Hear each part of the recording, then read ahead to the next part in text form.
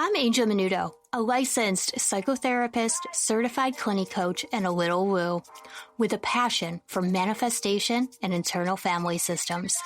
Through the years, I noticed that New Age manifestation practices relied on spiritual bypassing and positive thinking only, instead of getting to the root of potential blocks and barriers or building self-worth. Then I found internal family systems, and it changed the way I saw manifestation. Each week, I will discuss how to use IFS to tap into your true self energy, build your self-worth, and work with the parts of you that are sabotaging your manifestations, and frankly, your life. This is not the law of attraction. This is getting to the root of what's blocking your manifestations so that you can be open to the universe and manifesting the life you've always wanted. So join me on this journey to learn how to live in alignment with your true self and break free from those limiting beliefs, expectations, societal pressures, and other things that are keeping you stuck from living your best life. It's not a coincidence you're here. Welcome to the True Self Manifestation Podcast. Hello, friends. Welcome to the True Self Manifestation Podcast. This is the first episode, and I'm really excited to be here.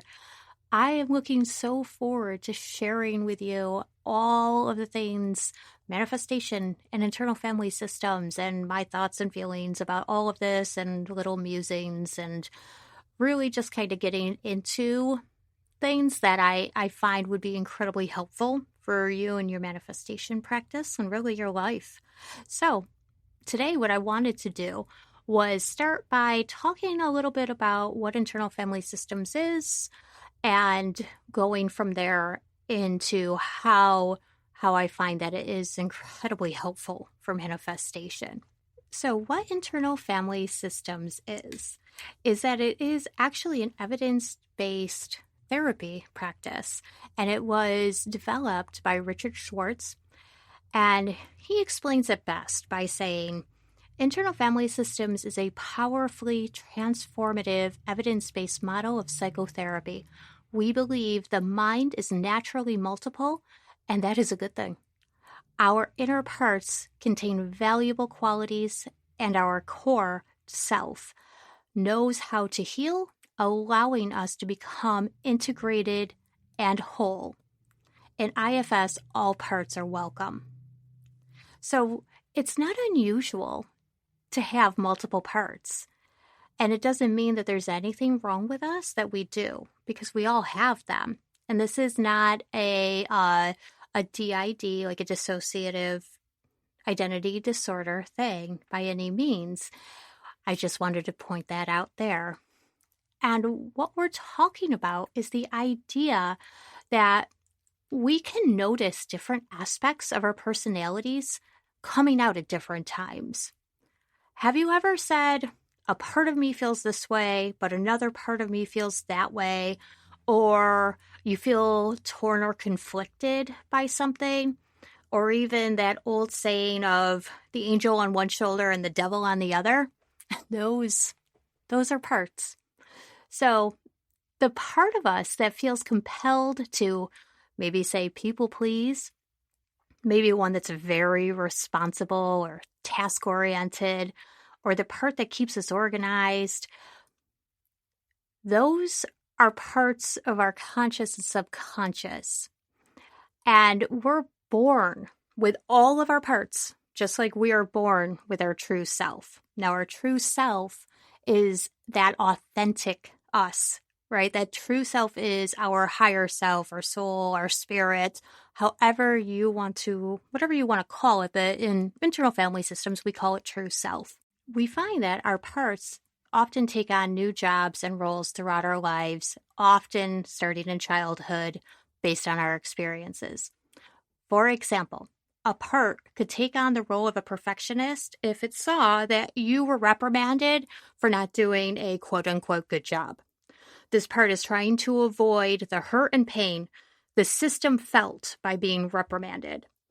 The thing is that when our parts pivot into these new jobs and roles, it's like they have blinders on. They are just trying to do their jobs. Our parts always have positive intentions and there are no bad parts. However, they're usually exhausted, overworked, but they also feel like they can't stop. They don't see that you've grown, that you have maybe had different experiences since then, because like I said, blinders. Blinders are on. Now, this is where IFS comes in. The concept of IFS, internal family systems, is to work with the parts of us that are stuck in these jobs and roles. We build a relationship between true self and the parts, and even allow the parts to choose new jobs that are still in alignment with their intention and also something that they actually want to do without feeling overwhelmed or exhausted. Our parts can actually take a break if they would like to. And that's really powerful. Thinking about being able to have more control over what's going on internally. Not only that, but allowing the parts to take that step back and to be able to really see what is happening, that it's no longer this thing that happened when we were a child. That is the benefit of internal family systems. The intention of all of this is to put true self in the driver's seat and that the parts are there to help navigate. I use this analogy of this control room, kind of like the movie Inside Out, which is so much about parts. If you haven't seen it, please go check it out. We want our true self to be in the lead with the parts as our co-pilots. Sometimes, though, our parts take over and throw true self out of the control room and barricade that door. This is what I call blending. This is what we all call blending. We work with the parts to prevent this through building that relationship and trust. So to summarize, internal family systems is that we all are multiple, we all have parts, we all have our true self. There is no hierarchy. We need everything to work as a system together. There are no bad parts. Our parts, no matter what they're doing, there is always a positive intention behind it. That is something to always be aware of.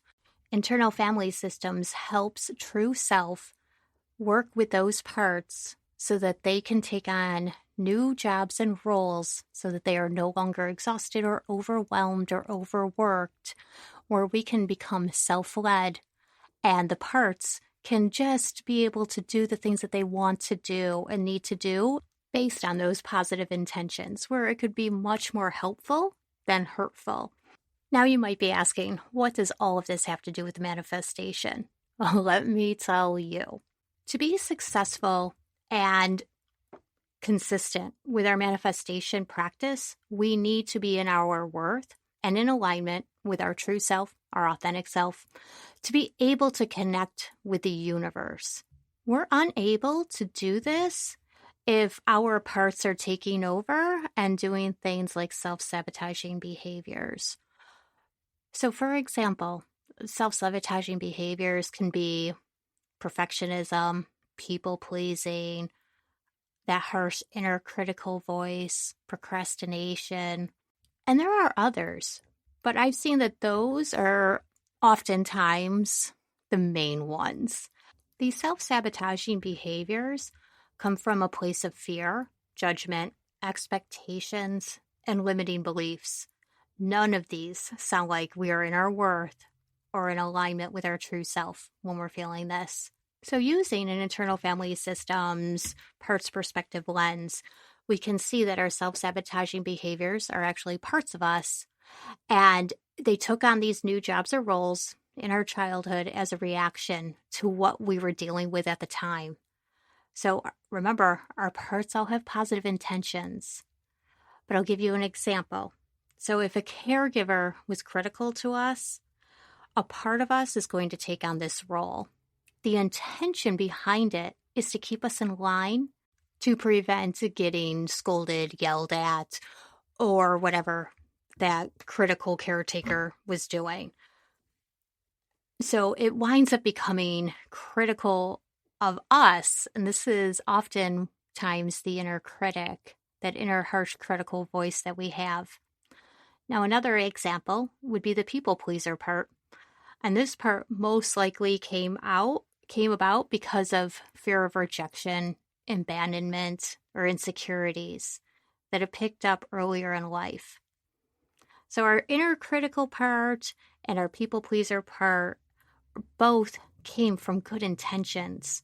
But through the years, that inner critic judges us, it sabotages our successes, work, relationships with ourselves and with others, often resulting in that low self-esteem, low self-worth, insecurities, inadequacies, and that people-pleasing part puts the emotional need to please others first.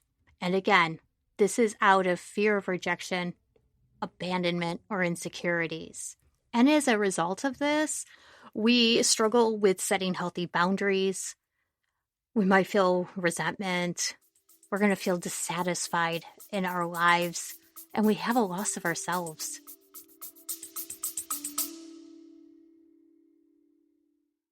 Are you ready to end the unconscious cycles and patterns sabotaging your manifestations and experience true magnetism without the blocks from past programming, conditioning, and limiting beliefs so that you can manifest your most amazing life? If you said yes, then I invite you to check out my e-course, How to Manifest Without the Self-Sabotage. This e-course uses techniques from internal family systems to help you align with your true self energy and begin working with those parts of you that have been sabotaging your manifestations.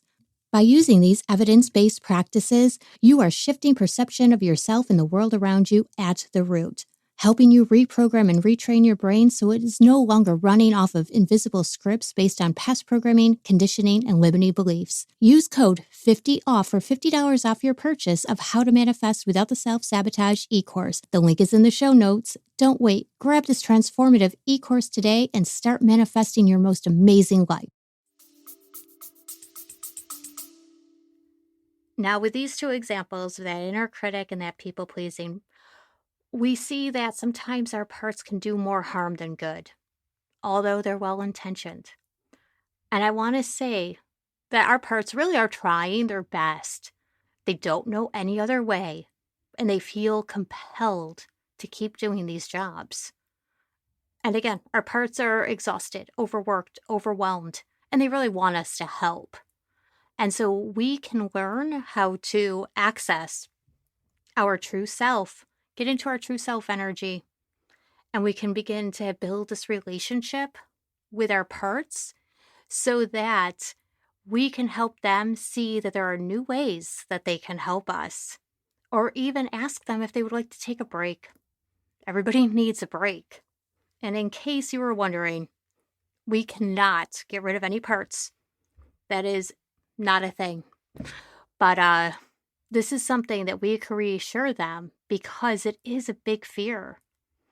And once we understand their perspective and we gain an understanding of why they have taken on this role for so long, we can become more compassionate and be more open to that part.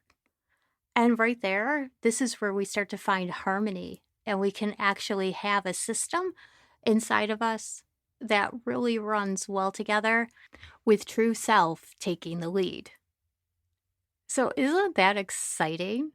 It is. I love it.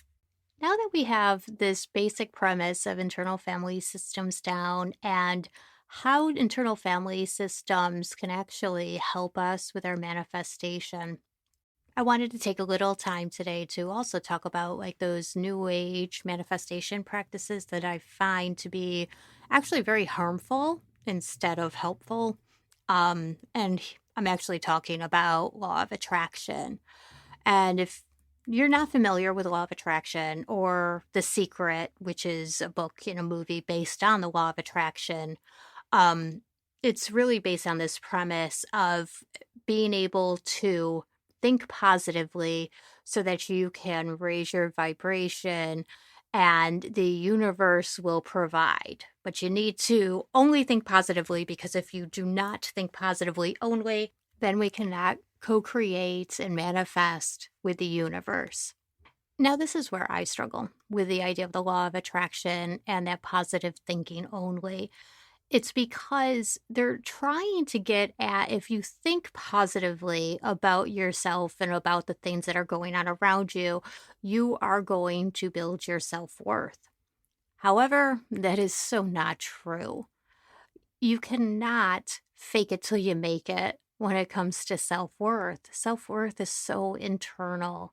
Our self-worth is rooted in our subconscious. And if we are pretending, which is really what this whole positive thinking thing is, if we're not actually working on that root cause of why we're not feeling good about ourselves, we are pretending. And then that's ego, which is a whole other part. That's a whole other story for another day. But this is where we wind up getting caught up. And we also see that our manifestations are not going to come through. And that's because this whole premise of the law of attraction and the positive thinking is based on conscious thoughts. So if we are only working on a conscious level and not in that subconscious level where our self worth is rooted, we're not going to really get anywhere, like I said. So we need to get out of the conscious level and dig deeper. Ultimately, when we are working in that conscious level, we are avoiding and invalidating those parts of us that have been hurt in the past. We can't avoid or repress these parts. We can't get them to go away, as I've said it before. And what we're actually doing when we are just doing the positive thinking only is that we're doing spiritual bypassing. And if you're not familiar with this term, it's defined as a tendency to use spiritual ideas and practices to sidestep or avoid facing unresolved emotional issues, psychological wounds, and unfinished developmental tasks. When we are spiritually bypassing, we are not going to be able to be in alignment with our true self, and we are not going to be able to manifest because we're not going to be able to connect with the universe. So we need to be able to look at all of our parts and accept all of them and work with them, not feel bad about that, not feel that they are doing something that is harming us. They're there for a reason, and we can help them and heal them. Now, of course, if your self worth is already all good and you feel really, really good about yourself, then the law of attraction probably works great for you. For the rest of us, we need some help and we need to be able to dig into that subconscious, deal with those limiting beliefs, those expectations, those societal pressures and norms that are getting in the way of what we actually want in our lives. In other words, those self sabotaging parts of us that are fueled by those limiting beliefs, expectations, societal norms, and pressures to keep going despite what our true self actually longs for and wants. And there are other things besides the law of attraction. So I just want to note that I'm trying to think of all of the things that I've seen on TikTok recently, like the whisper technique, this writing thing. I don't know, 369 or something. I don't know. I'm sure you know what I'm talking about. I hope you do. If not, I mean, you could like actually look up on TikTok, like manifesting, and all of this stuff comes up.